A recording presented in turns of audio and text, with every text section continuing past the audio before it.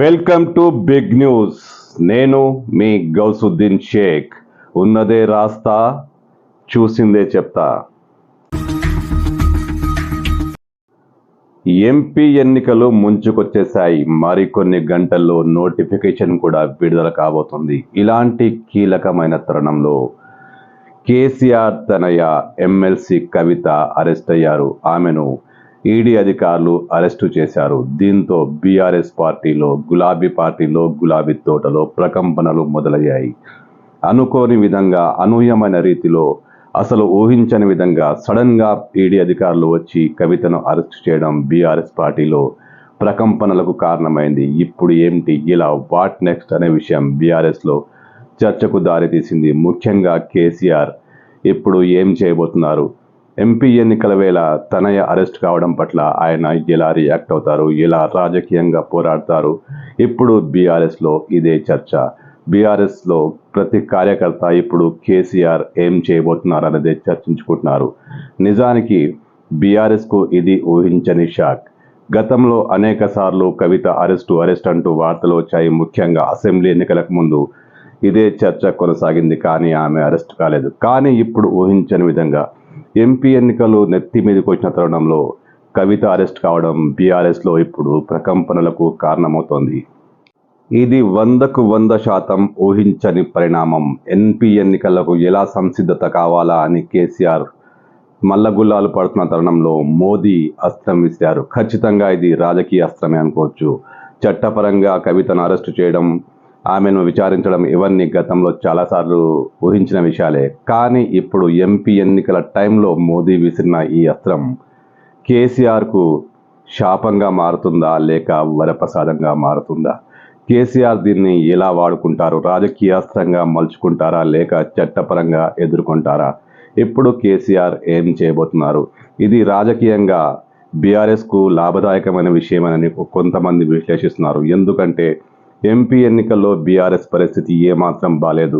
ఇలాంటి పరిస్థితిలో కవిత అరెస్ట్ కావడం ఆ పార్టీకి కొంత సానుభూతి కలిసి వచ్చేలా ఉంటుందని విశ్లేషిస్తున్నారు. అంటే కేసీఆర్ ఈ దిశగా ఆలోచించి బీజేపీపై రాజకీయ పోరాటం చేస్తూ వీధుల్లోకి ఎక్కుతారా, చట్టపరంగా ఎదుర్కొంటారా? ఇప్పుడు కేసీఆర్ ఏం చేయబోతున్నారు? బీఆర్ఎస్ భవిష్యత్ ఏంటి? బీఆర్ఎస్ భవిష్యత్తు కార్యాచరణ ఏంటి? మోదీని ఎదుర్కోవడమా లేక కవిత అరెస్టుతో సానుభూతి పొంది ఎన్నికల్లో లబ్ధి పొందడమా? ఇప్పుడు బీఆర్ఎస్ ఏం చేయబోతోంది?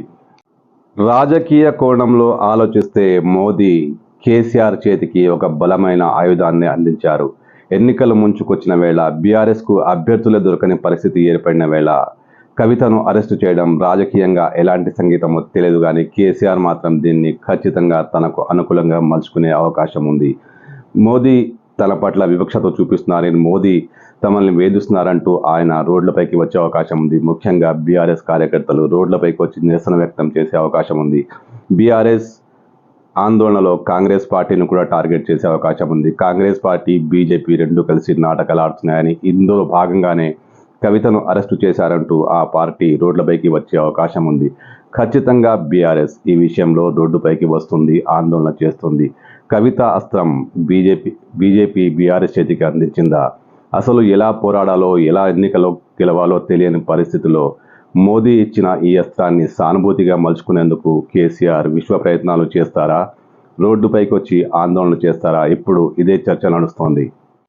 తెలంగాణ బీజేపీ శ్రేణులకు మాత్రం ఇది ఎన్నాళ్ళో వేసిన ఉదయం.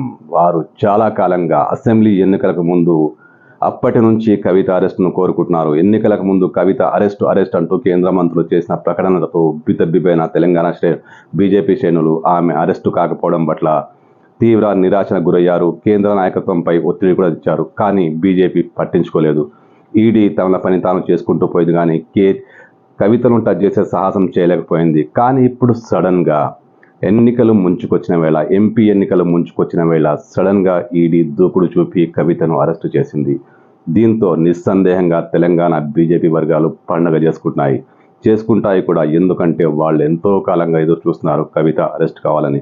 బీఆర్ఎస్ బీజేపీల మధ్య స్నేహబంధం ఉందని జరుగుతున్న ప్రచారంలో కూడా ఈ అరెస్టుతో తెరపడుతుందని బీజేపీ కార్యకర్తలు, బీజేపీ శ్రేణులు భావిస్తున్నారు. ఖచ్చితంగా వారు ఇది పండగ చేసుకునాల్సిన పరిస్థితే. ఎందుకంటే వాళ్ళు ఎన్నాళ్ళో వేసిన ఉదయం ఇది ఈరోజు తెల్లారింది. అయితే రాజకీయ కోణంలో కవిత అరెస్టు ఎవరికి లాభం, ఎవరికి నష్టం? నిజంగానే మోదీ కేసీఆర్కు బలమైన అస్త్రాన్ని అందించారా? బలమైన ఆయుధం ఆయన చేతికి అందించారా? ఎలా పోరాడాలో, ఏం చేయాలో తెలియని అయోమయ పరిస్థితిలో ఉన్నప్పుడు బీఆర్ఎస్కు ఇప్పుడు బీజేపీ ఒక నినాదాన్ని ఇచ్చింది. కవిత అరెస్టు ద్వారా ఒక ఆయుధాన్ని ఇచ్చింది. ఈ ఆయుధాన్ని అందిపుచ్చుకునే కేసీఆర్ ఖచ్చితంగా రోడ్లపైకి వస్తారు. కార్యకర్తలు రోడ్లపై ధర్నాలు చేస్తారు. బీజేపీకి వ్యతిరేకంగా గొడవ చేస్తారు, నానా అల్లరి చేస్తారు. అంటే ప్రజల్లో సానుభూతి పొందేందుకు బీఆర్ఎస్ అన్ని అవకాశాలను సద్వినియోగం చేసుకుంటుంది. చట్టపరంగా కవిత ఇష్యూలో పోరాడక తప్పదు. ఎందుకంటే జైల్లో మగ్గాల్సిన పరిస్థితి కవితకు వచ్చింది ఇప్పుడు. కానీ రాజకీయంగా ఈ పరిస్థితిని బీఆర్ఎస్ ఖచ్చితంగా తనకు అనుకూలంగా మార్చుకుంటుంది. ఎందుకంటే మానవ సంబంధాలు, కుటుంబం, ఆప్యాయత, అనురాగం సహజంగా ఇవి అందరిలో ఉంటాయి. కేసీఆర్లోనూ ఉంటాయి, కేసీఆర్ కుటుంబంలోనూ ఉంటాయి. వారికి నిస్సందేహంగా కవిత అరెస్ట్ కావడం బాధ కలిగించే విషయమే. కానీ అది రాజకీయ కుటుంబం. ఎలాంటి పరిస్థితినైనా తనకు అనుకూలంగా మలుచుకుంటుంది. ఏ రాజకీయ కుటుంబమైనా ఇదే చేస్తుంది. కేసీఆర్ కూడా మోదీ అందించిన అస్త్రాన్ని ఖచ్చితంగా వాడుకుంటారు. ఎన్నికల్లో లబ్ధి పొందే ప్రయత్నం చేస్తారు. మోదీకి వ్యతిరేకంగా పోరాటం చేస్తారు. అయితే బీఆర్ఎస్ కొంతలో కొంతైనా బలపడితే ఇప్పటికే బీజేపీ కాంగ్రెస్ మధ్య పోటాపోటీ వాతావరణం ఉంది. ఇప్పుడు కవిత అరెస్ట్తో బీఆర్ఎస్ స్వల్పంగా బలం పొందితే అప్పుడు పరిస్థితి ఏంటి? త్రిముఖ పోటీ జరుగుతుందా? కాంగ్రెస్, బీఆర్ఎస్, బీజేపీల మధ్య పోటీ జరుగుతుందా? బీఆర్ఎస్, బీజేపీల వల్ల ఓట్లు చీలి కాంగ్రెస్ లబ్ధి పొందుతుందా? కాంగ్రెస్, బీఆర్ఎస్ల వల్ల ఓట్లు చీలి బీజేపీ లబ్ధి చెందుతుందా? అసలు ఏం జరగబోతుంది? కవిత అరెస్టు తెలంగాణ రాజకీయాలలో ఏదో తెలియని మార్పుకు సంకేతంగా నిలుస్తుంది. ఖచ్చితంగా ఇది జరిగే పనే. ఎందుకంటే మోదీ కేసీఆర్కు శాపంగా మారారో, వరమే అందించారో వచ్చే ఎన్నికల్లో తేలిపోతుంది.